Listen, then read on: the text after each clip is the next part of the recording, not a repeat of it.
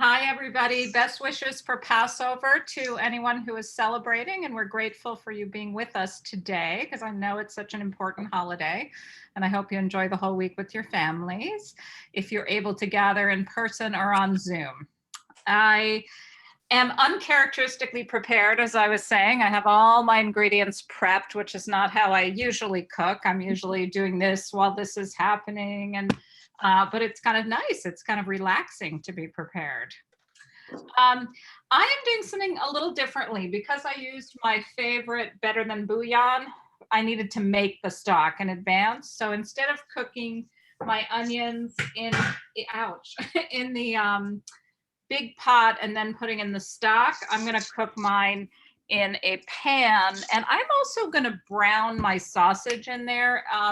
Denise texted me earlier, and I hadn't noticed that the recipe didn't really address whether you cook the sausage. I think it adds flavor, so I'm going to brown it a little bit before putting it in the soup. I went ahead and I did that step too. It seems like it'll make it a little nicer. I think so. So thanks for asking that earlier. Sure. So I'm going to get my, and another tip that I use is they had you just doing it in butter, but I find butter can sometimes brown and burn quickly. And they were like, don't brown. So I'm putting some of the olive oil in with the butter. That's a trick I learned from my mother, that if you're cooking something with butter on higher heat, add a little olive oil and that will keep the butter from browning. And it works really well. I do a great dish of my mom's with scallops. You just throw them in a paper bag with some flour and salt and pepper, and then you cook them in olive oil and butter till they're browned, not overcooked, and you serve them with a little lemon. So that's my olive oil butter learning recipe, but I got to tell you, it's a very easy dinner. So you might want to try that. So I'm going to get this melted, and then I'm going to put in my onions. Dominique, I'm doing an experiment too, since I had browned the kielbasa in a little bit of olive oil, and then I had all that nice, meat fat, is no other way to put it, and olive oil. So I'm throwing that in with the butter, and I'm going to see how that does. Great idea, because that's kind of part of the whole flavor profile. I think it'll be delicious. And I was going to use kielbasa, but I found that I had some Italian sausage. I'd gotten one of those massive packages at Costco. And when I was pulling out my kielbasa, I realized I hadn't used that. So I'm going to use Italian sausage. This recipe, like many, I think, is really nice because soup is really forgiving, is one of my themes. It's just flexible. If you don't like something, don't put it in. If you like something a lot, put in more. And I just think that that's one of the beauties of soups. And I wanted to mention that this recipe comes off the Serious Eats blog. And if you haven't checked it out, I highly recommend it. I just follow them on Facebook, and they have amazing recipes. I have never made anything I didn't like. And they have a really great pastry chef, Stella Parks, who posts on there. So it's savory and sweet, and they're all major food nerds. So if you want to learn about like there's one guy, J. Kenzie Lopez, he wrote that Food Lab book that you probably saw around in bookstores or at Costco. He'll talk about he'll experiment with 3 different ways and temperatures to do this or to cook pizza, and really give you the science, like why is it important to do XYZ step. But he did all that work for you and tested the recipe, and you learn something, and the recipes are all delicious. So I'm going to put in my onions now. My butter and olive oil is hot.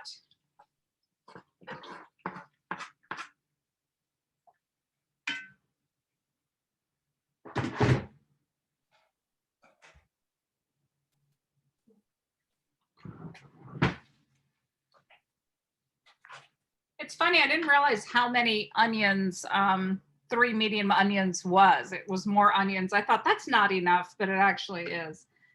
The other thing about this recipe is I wasn't really sure what they meant by 1/4-inch slices of potatoes. So I just decided that I would make them bite-sized, but a 1/4 inch thick. So this is the way I did my potatoes, so that they're kind of like a little, can you see? Yeah, there. You know what I mean? Like it's about a 1/4 inch thick, but it's like bite-sized. So that's my interpretation.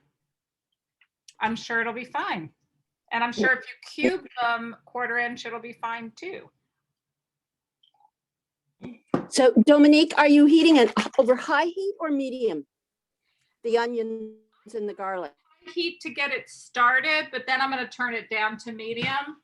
I was starting with a cold cast iron pan, and it takes a while to get up to temperature. But it says don't brown them, so I think medium is the way to go.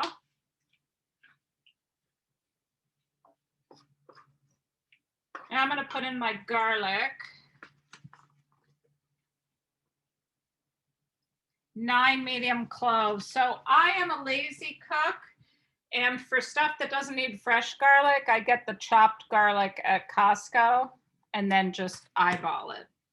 And I usually eyeball heavy because I really like garlic.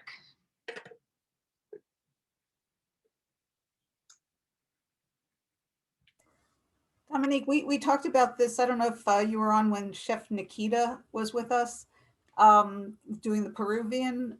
No, I don't think so.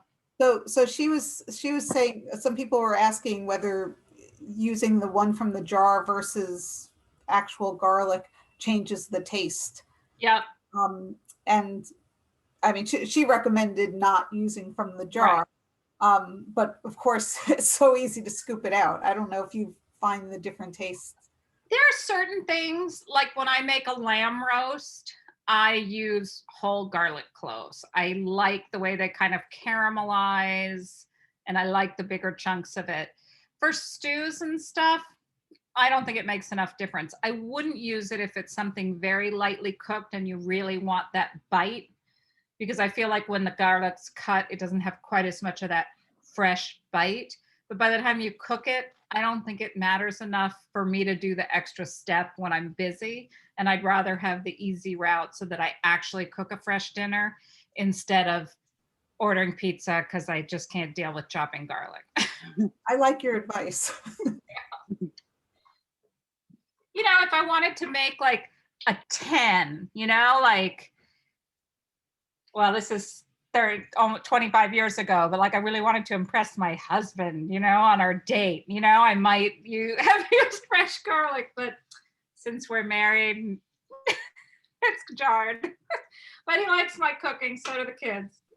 So, you know, this is being recorded, so anything you say can and will be used again. Don't show it to Mike. Don't want him to think I'm taking him for granted. So yeah, no, I mean, there's certain stuff I'll go to the mat for, and I will spend 6 hours making a cake and do everything from scratch. Or if I was making a salad dressing, I wouldn't use this. I would press some fresh garlic or chop some fresh garlic. But I think for anything cooked, it mellows the flavor anyways. So if you have all the time in the world, do what you want. All right, so we're supposed to cook it about 5 minutes. Sorry? No, I was going to carry on about something non-soup related. So go ahead. You go ahead, Dominique. Oh, I think we need a couple more minutes. I'm just going to take our time because I think we have plenty of time. And then after that, we're going to add the potatoes. I'm going to stir the potatoes in the oil before I add it all to the stock. Because I want to get a little bit of that flavor into the potatoes. Go ahead. So I was going to say that I loved Nikita, but she really is such a stickler for like the right way to do things for herself. But I'll tell you, I signed up and took a cooking class with her the week following when she cooked with us. And I hope I didn't disappoint her, but you know, I cook like Cheryl. I'm like, nah, I don't really have that. Nah, you know what? I'm gonna just try this. And I just do it my own way. And poor Nikita, she's used to all these. She had like 8 people on the call that day, and all of them were like people she knows, and she knows how they cook, and she kept checking in with them, and she wanted to see this and that. And I couldn't like hide enough. I was like, that's okay, I'm good. Nope, I'm fine. It's all good. You know, I didn't want her to like look at me with total disappointment in her face about how I wasn't following what she said to do and when to do it. But it came out delicious. I mean, if she could teach me to cook like a kung pao chicken, I think it was, and kung pao tofu in 1 hour, good for her, right? That's a talent. Yeah. Her class was really fun. The meal was great. So mine are starting to get a little translucent. So I'm going to add in my potatoes.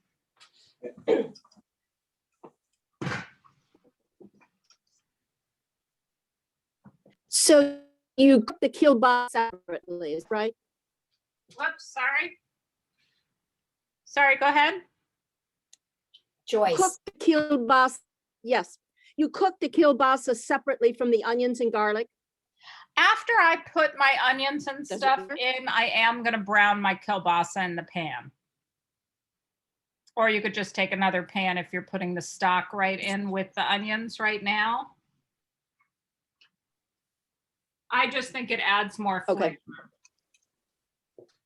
I think the reason that the recipe didn't suggest to cook it first, I went up to a Brazilian store and got the linguiça sausage, and they come pre-cooked. So I didn't actually cook mine. I think it would be delicious to pre-cook it, but I just let it cook in the broth, and what's it was it like? delicious. What's the linguiça? It was very fatty. It was very fatty. Kind of chorizo-like?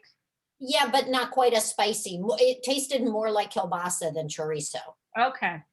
It's delicious, but I didn't cook it first. And if I had, I think all that fat would have it would have rendered out. Maybe that's not a good one to cook first, but I'm using Italian sausage and it's raw, so I'm going to brown. Yeah, no, you have to. Yeah. Kielbasa's not, but I always brown kielbasa when I use it in stews. It's my favorite sausage. I use it all the time.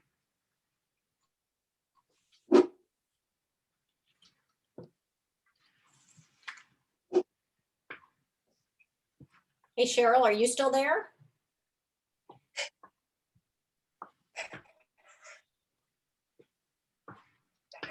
Sorry, I'm multitasking and not cooking. No, that's okay. I was going to ask if there's a lull, if you want to tell people about Kind casseroles for seniors, because maybe somebody on the call would want to do that next week or this coming week. And so maybe you could talk people through that for a minute. No, I knew what the status was. Last I knew, we are cooking Kind casseroles, and we have a shepherd's pie recipe that's up on the website. But if that's, but they'll take, they'll be happy to take other casseroles. Just to give a quick background, they found that there had been some senior residents who had been getting food boxes from that were distributed by the food assistance providers. And I think that maybe one woman had passed away, and when they were in her apartment, they saw all of the food from the food boxes in the apartment, but not cooked. And it became clear that she and probably a lot of other people are not really in a condition to be cooking the food that's being delivered. So they really need some prepared foods. And I was actually reading the Montgomery County Food Security Council has a weekly task force report, and it was talking about this very thing, about how the county needs to figure out ways to supply pre-cooked meals to seniors and to other people who aren't able to cook for themselves. So so KindWorks will be jumping in and making Kind casseroles, and we're going to do a soft launch and try making casseroles for the senior center up in Gaithersburg. I don't recall the dates, and Deb, you probably want to jump in and talk about the sizes and portions and everything. Or Denise, are you free enough? You want to jump in? Sure. So as far as the dates, we're asking for delivery on April 1st this week. And they'll be delivered to the seniors the next day. And like the soups, we'd like to have them frozen just for better portability.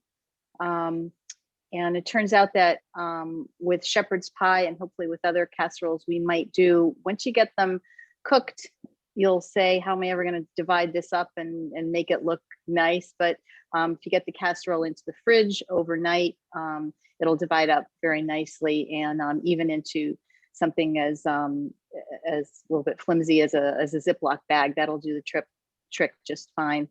I got these at Costco for Christmas because I was delivering Christmas. And that's a great idea. A little bigger than an individual. It would be nice for a couple, or it's 2 servings. Yeah. Kind of carry out containers, and they weren't expensive. That's good to know they have them there. It would protect them a little better too. Yeah. So yeah, just cook on the before the 1st, deliver on the 1st. The details are on the website, and we'll see if we can we're hoping to get enough for 60 people, which is just 4 servings for each volunteer we're asking for. And as Cheryl said, it doesn't have to be the shepherd's pie. If you're vegetarian and you want to cook, I know some people like lentil pie instead of shepherd's pie, or really even in any other casserole that that your family likes and that you know how to make and then you're comfortable with, and you know how it'll divide and what kind of yield you'll get. Just go for it. They will be very appreciative. Do we know what you consider a serving? No, it's really going to depend, I wouldn't want to give like number of ounces because everything's different. So whatever you would consider I would say be generous, please, and if we'd rather have, somebody have a little bit left over for the next day, but no, just whatever you deem, whatever you would eat for dinner, that would be fine. Especially since, the senior citizens, if it's something that you would give your teenage son, there's going to be plenty for little old lady.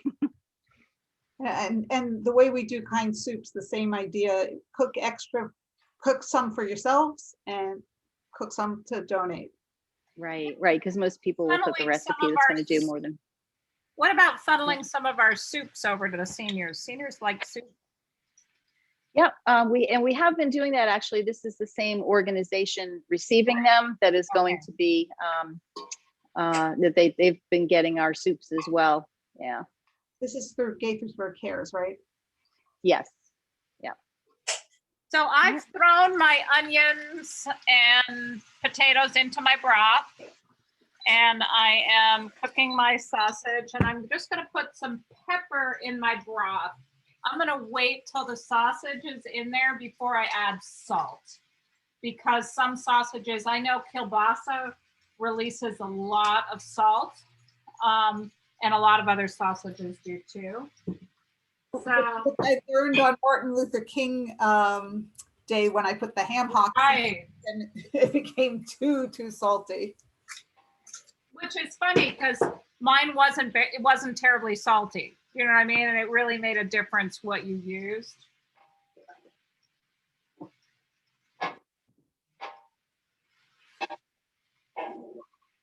So I'm going to go down and check the brisket and the chicken soup and all the things that are cooking downstairs. So you may not see me for a little bit. So for the casseroles, if we do like a meat over rice kind of casserole, like anything like that, stew, because I'd be always happy just to package up what I'm making, label it with any allergens. Is that okay? Yeah, that's fine. Okay. Originally, we thought we would try to coordinate it more like we do with the soups, but there's no reason to. And, enough people like what they like, but don't really want to go out on a limb on a big casserole dish, whereas soup seems kind of quicker and easier. So yeah, anything that anybody wants to make and labels up and delivers frozen is fantastic. And if you could sign up. I'm really happy to do the recipe sometimes, but I'm cooking big batches all the time. Yeah. And how hard is it to throw a couple servings in the freezer and then deliver a bunch? Perfect. Thank you. Yeah. You know, I'm wondering, and we have a small crowd today, but I'm still wondering if I can get a little bit of feedback on a couple things. And one of them is I wanted to try this poll function and ask you guys which soups you have really liked and you'd be excited to see come back for another cooking. You'd be excited to cook again. So let me see if I can put this. Thai soup. I've made it twice. Hold on. I'm going to see if I can get this poll function thing to work and collect the results of our. Oh, we're actually going to see a We're poll. going to try to do a poll. Let's see if this thing works. I don't know if I know how to do it or I don't. Created one poll for this meeting. Okay. Well, you guys are stirring. Oh, Laura Lee's ready. Joyce is ready. Let's see. How do I Is do it? my frying sausage too loud? Is it? Nope. Okay. Nope, it's perfect. So do you guys see over? Oh, launch poll. Okay. Oh, yeah. So yeah, if you have a minute and you wanna, which did you say was your favorite, Dominique? I don't know if I put it on there. The Thai chicken. Sorry, the Thai one. Yeah, carrot. That was supposed to be on there, is it? I No. don't see it. All right, but that one I'm gonna remember as one of the ones. And if you guys want to just tell me that you love the Thai carrot and sweet potato, I hear you. Okay, yes. Who said that? Joyce? Joyce. Okay, Right. thank you. Right, and I'm signing up for that autumn wild rice soup was fantastic. Chicken Okay. tortilla was great. I wasn't here for Aracosia. I wasn't here for lentil soup, but I understand it was delicious. No, just go for the ones that if you saw that we were cooking it again, you'd say, that was great. Yep. I'm happy to make that again. Yep. Instead of, I don't need to sign on because they're making that one again. That's what I'm looking for. Because, you know, we've made a lot of really good ones.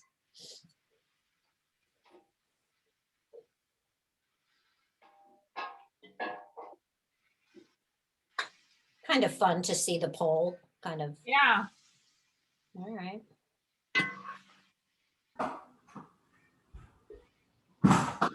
Thank you guys for playing along. And you went ahead and saw the second question too. Next week, do you want to cook together or do you want to just take a break and not Zoom? And it looks like people want to cook together. So we will pick a soup and we'll cook together next Saturday. Excellent.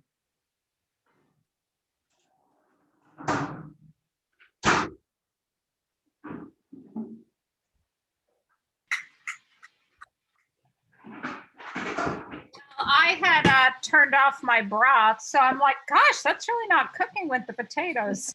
So I just got it back on.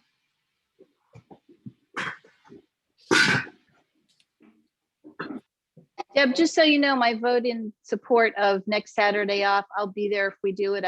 If anybody else wants a break, I'm cool with that too, but I didn't see a spot for either way. I'm good. Yeah. Well, what's the story on Easter? Easter's on Sunday. So will people be kind of like getting prepped for Easter Sunday, or is that not a big deal? Yeah, they could be. It depends. Like for us, it's just a small family dinner again, but yeah, people could be getting together. So that's a good point. I hadn't even put that together we're in my meeting mind. today. Yeah. I'm getting my second vaccine Saturday, so I said, yes, let's cook together. But now I'm like, I don't know if I'm going to feel good. Yeah. Yeah.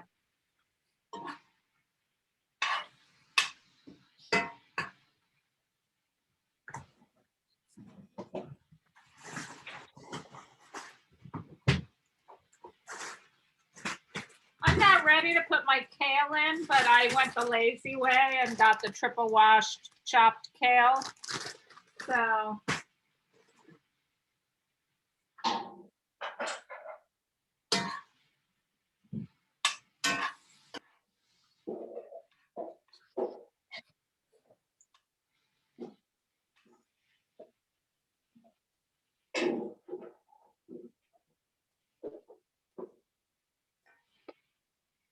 How's everybody doing? Any questions?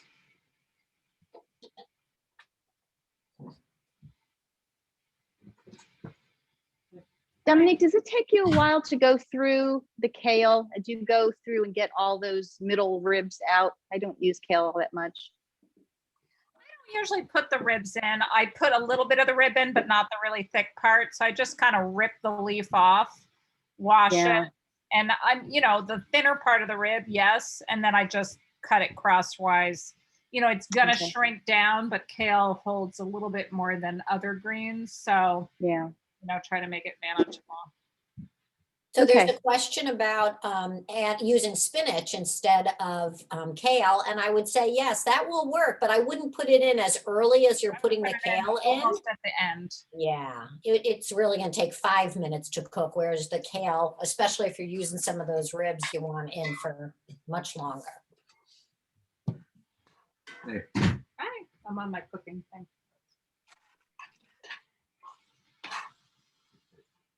Yeah, I'm worried that I don't have enough liquid when I put in all the kale, but I suspect it'll shrink down.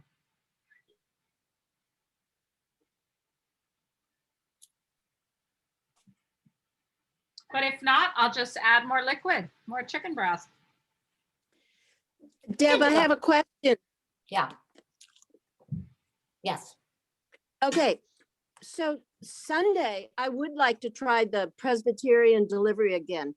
Do I drive down that long driveway into the rear? I can't answer you because Joyce, I'm in New York City. I'm only pretending to be in Bethesda this week. So I can't answer you because I haven't been there.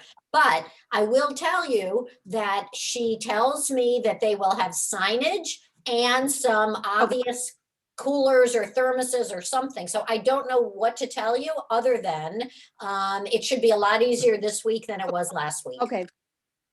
What was the difficulty last week? Okay, thanks. Well, they've switched from the home to the I couldn't church. locate it.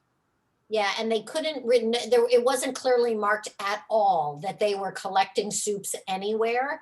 And so a couple of people, didn't want to leave soup to go bad somewhere where it wasn't obviously going to be used, and they had to schlep it back home. But they know about this. They knew about it last Sunday, and they heard about it again during the week, and they're going to put signage out, and they're going to make it more obvious. I don't know. Okay. All right, sorry about that, Joyce. Hope it's easier tomorrow. Will you, Joyce, after you drop off, will you shoot me a text?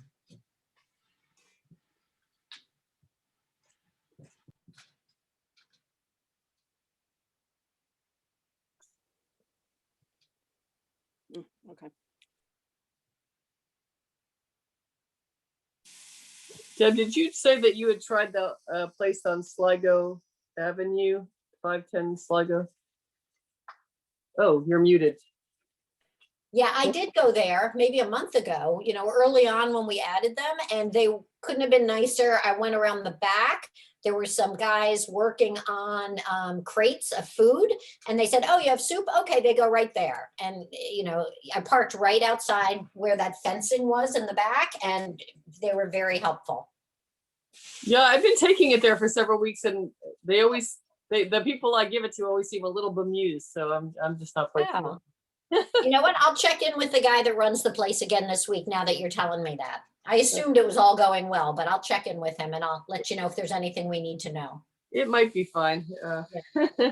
Okay.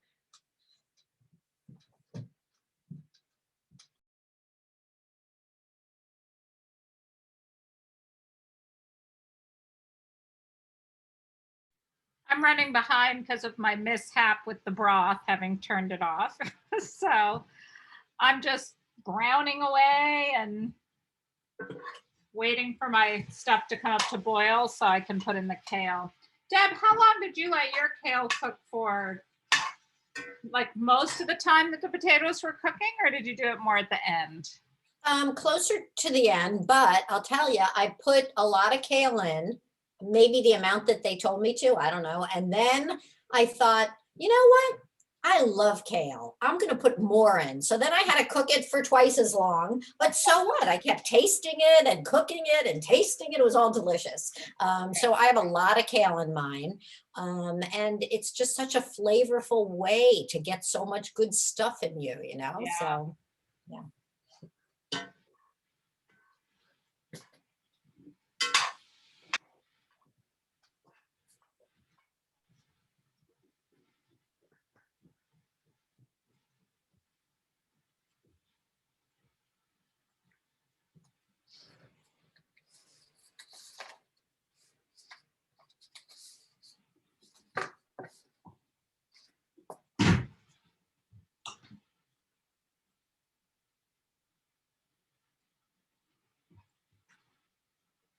I confess I also did not use both types of potatoes.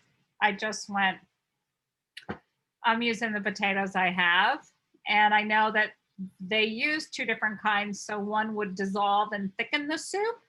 So feel free, if you did like me and used only one kind of potatoes, to mash some of them if you want to thicken it, or just leave it brothy, because I think it's going to taste really good either way.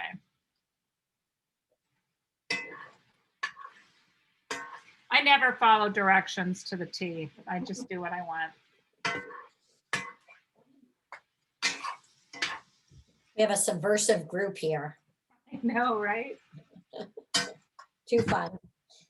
So we will probably make one of the recipes next week that we've already made, unless anybody on this call, Laura Lee, would like to propose to lead in, you know, a not threatening way, a new soup recipe. Anybody on this call feel like they might want to do that next week? I know you were trying to encourage me to make a Jewish chicken soup. I was making one yesterday and trying to figure out if it works for KindSouping. You know, I use a whole chicken and it doesn't really yield that much broth the way you do it to make enough for, I don't know. So, and you really need to do 2 pots probably, I think. I don't know. So we can talk offline unless somebody wants to jump in. I'm hoping Laura Lee's about to. I don't have any. I'm just thinking through difference. I mean, a lot of the soup recipes I make are from moosewood or something like that. But you have to think about whether they freeze well and whether they multiply well. And I haven't really thought about that. I also have a couple of Hungarian soups in my cookbook. Hungarian soups. We have oh, sorry, hold on, the sausage. Okay, go. Until Laura Lee gets back, what you know, people want to make like a matzo ball with the chicken soup. It's like you get, you know, I just buy, you know, this and you follow the directions, but there are all these different steps, and you keep it in the refrigerator for 20 minutes, and then you do this. It's a lot of pots going. Yeah, I'm dying to learn how to make that personally, but I don't know if I'm going to be well. It'd be interesting to coordinate with a bunch of the other people who make their chicken soup and sort of figure out how I do it versus other people, and come up with the best. Good idea. The kind matzo ball soup.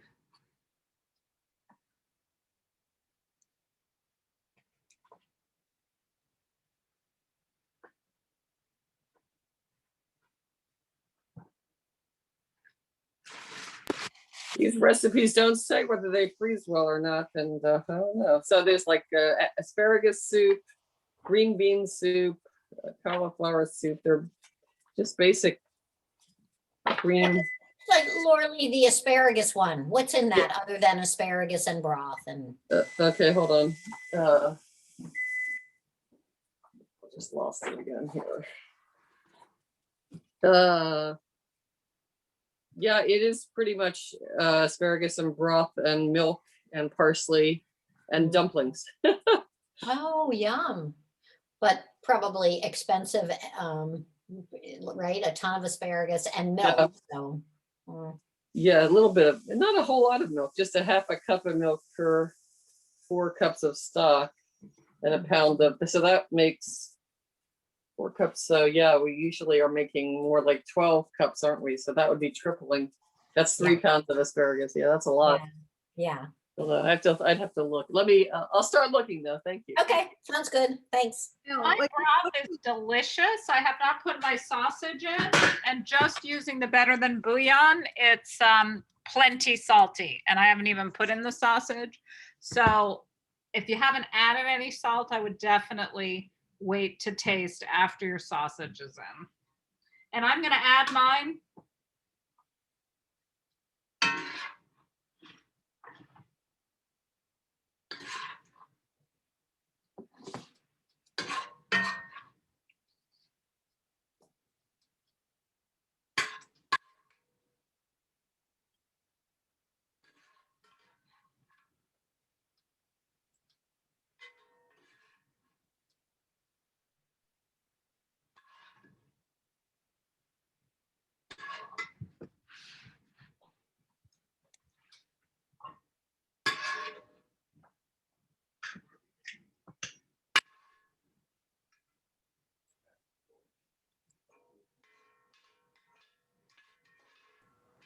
So to make matzo ball soup, you take the matzo ball stuff, Oh, scramble up 2 eggs, add a little oil, add the mix, and you're basically done. wow.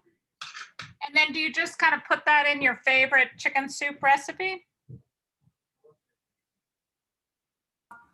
The one that I bought this time, it gives you another soup package to make a broth and you cook it in the broth. Nice. I typically just, if this was the only one they had on the shelf, I usually just make it in water and then add it separately to the soup. And I don't like to cook it in the soup, but Yeah. I don't know. How do other people do it? Deb? I'm sorry, I was looking at something else. What was the question? How do you make your matzo ball soup? Like, do you put your matzos in to cook in the soup or not?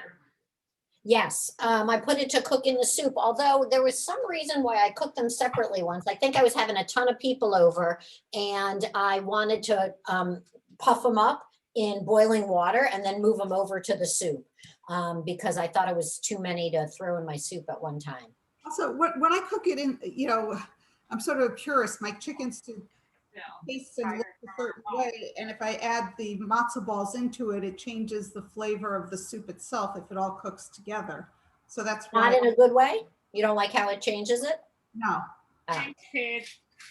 okay. So we have like a conveyor belt of noodles, matzo ball, and then who likes more carrots, who likes less, because that's the kind of mom I am. That's so nice. It in and says, you like it, you eat it.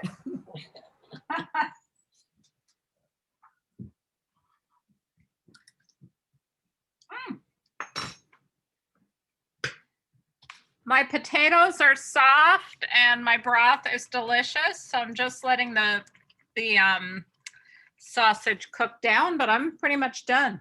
What a fast soup, right? It is fast.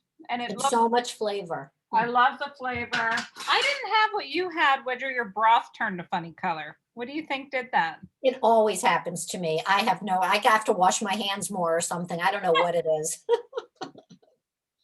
That's funny. But it allowed me to like do the tofu, Right. silky tofu ad, which was nice. You know, in terms of choosing what soups we want, it would be great to get some feedback from some of the places where we bring the soups. I don't know if they've heard from any of the people that have actually been, given our soups, but sometimes I'm concerned if we're doing something, that I don't know, has weird ingredients or things that they receive and go, ooh, I don't want that, versus something that they'd be like, oh yeah, I'm really glad to have this. Yeah, But I ask all the time. I ask whenever I talk to any of them about something else. I said, oh, any feedback on any of the soups? Oh, they're so grateful. Everybody's so happy. Well, I think I usually bring a small container to Christina up at Black Rock, and she tastes every one of my soups. Oh, good. So, and I think sometimes other people up at the hub get a taste of it, depending on how hungry people are as she's heating it up. But yeah, I mean, because there's different communities, like they serve most of the people in the area there are Hispanic, and some of our Hispanic friends might be able to tell us if this sounds good to them or not. But then in other parts of the county, there's more of an African base of people who are, and they like different things. Because again, on this food security task force call, we had broken into some separate, rooms, and there was a discussion about one of our volunteers, Cheryl Silver, keeps getting this ton of turnips, and she needed to figure out what to do with the turnips. And it turned out that there was someone from Afra Thrive in our room, and she was excited about the turnips, and somebody from the Sikh Indian community was very excited about the turnips, but not everybody was. Right.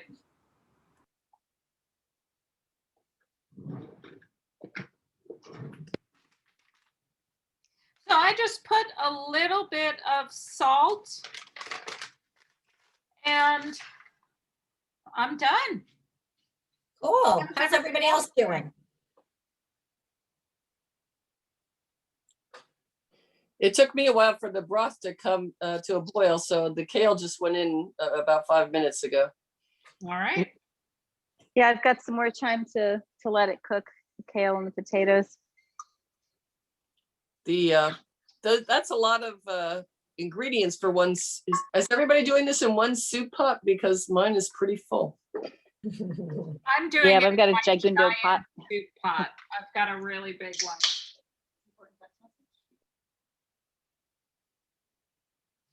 You can see mine's like it's the one I pull out for parties and stuff like that. When we used to do such a thing. Soon again, we can gather. Although I have to say, I'm feeling a little phobic. Like they're like, you can gather with other vaccinated people indoors. And I'm like, really? Like, makes me nervous. I'm like, I'd love to have dinner once I'm fully vaccinated with people outdoors, but I think outdoors, right? My way back into indoor gathering. Yeah, I too. I'm with you. I don't see any good reason in the world why people shouldn't just keep walking around with masks on. Absolutely. It was funny. I noticed this at the beginning of the pandemic, how quickly my mindset shifted. So like we were watching The Shining, like our 16-year-old had never seen it. And at the beginning, he walks in to interview and he walks over and shakes hands with someone. And I was having these reactions like, oh no, don't do that. So I'm wondering if there's going to be a point where I flip back the way I quickly adjusted to that in an unconscious way, but I'm not so sure. I'll be there with you.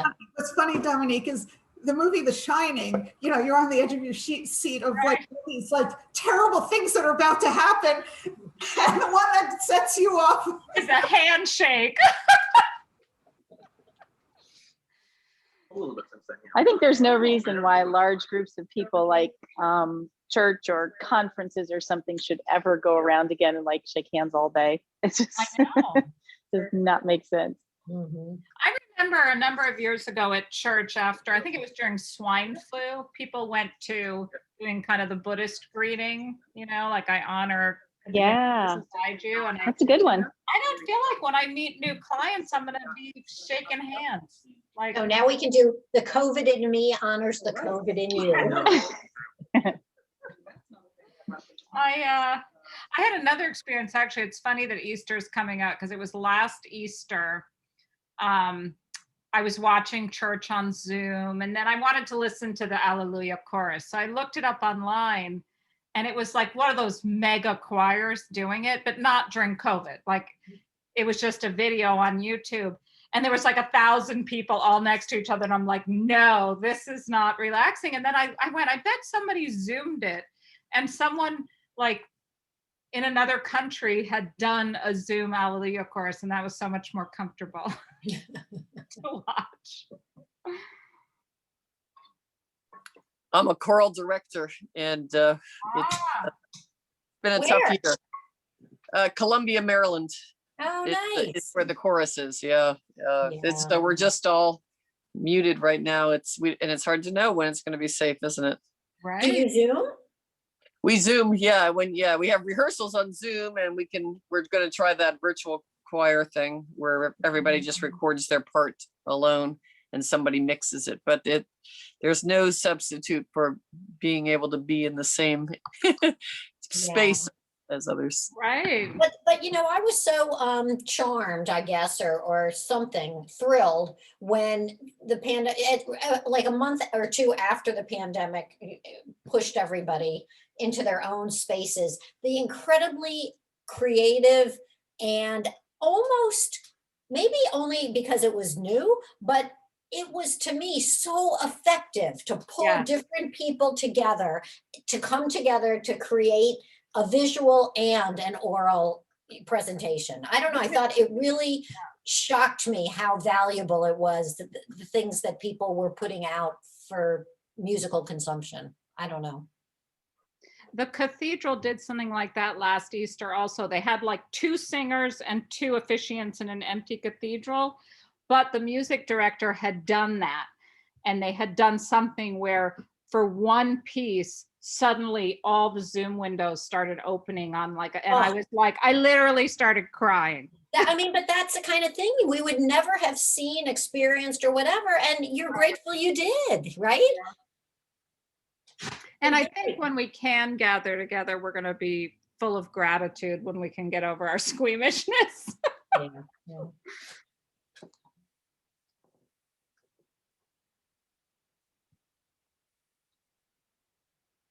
Well, I can't wait to eat dinner. My house smells so good. My kids were coming in one-on-one going, that smells so good. Even Denise's family will be happy. We don't usually cook with meat, but we did today. Her family, her men are going to be very happy. Mhm. That's true. That's true. Kielbasa, you can't go wrong. That's good.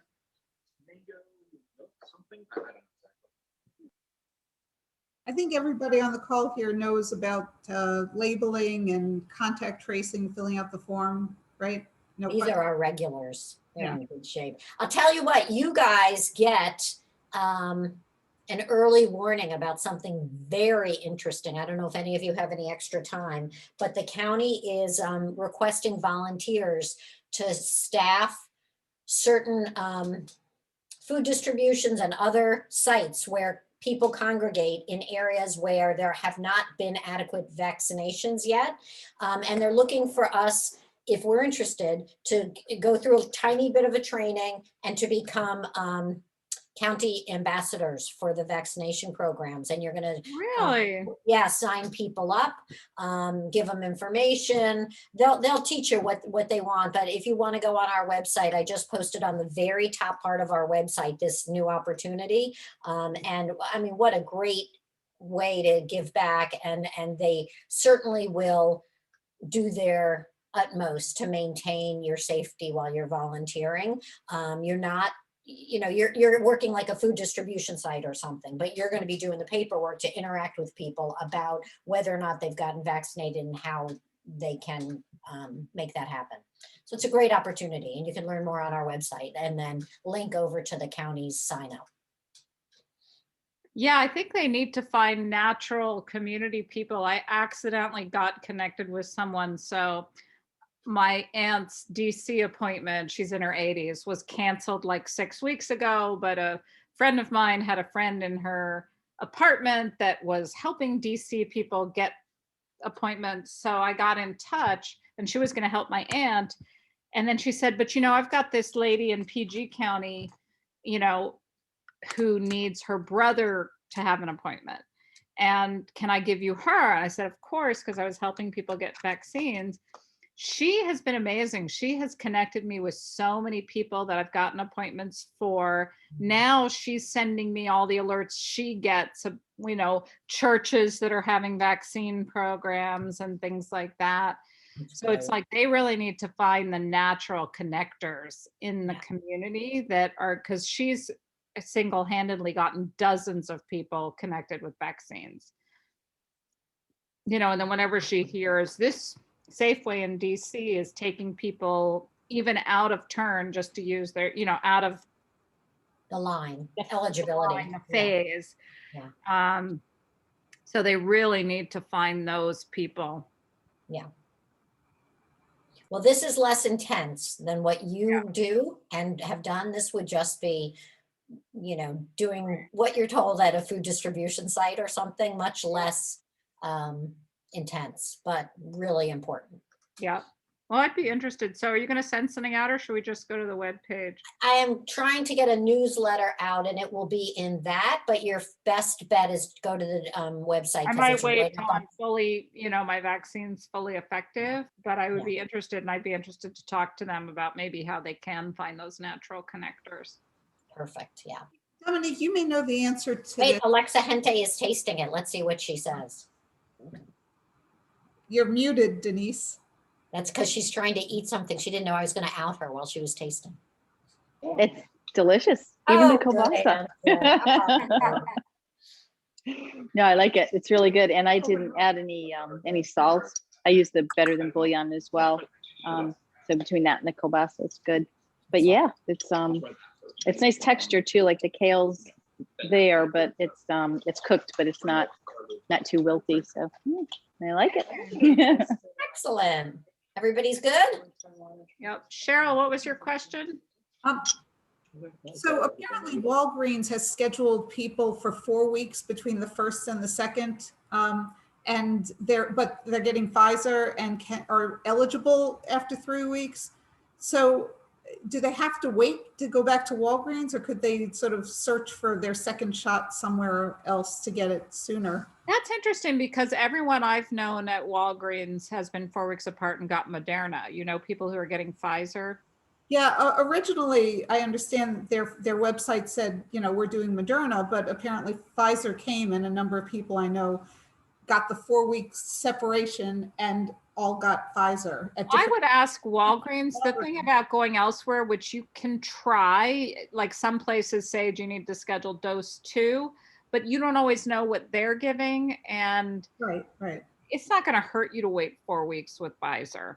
Do you know what I mean? Like 3 weeks. A couple of people have had this situation and have raised the question to me, and I would stick with Walgreens because they do kind of time their doses to a person. So I think it's better for Walgreens if you don't do that.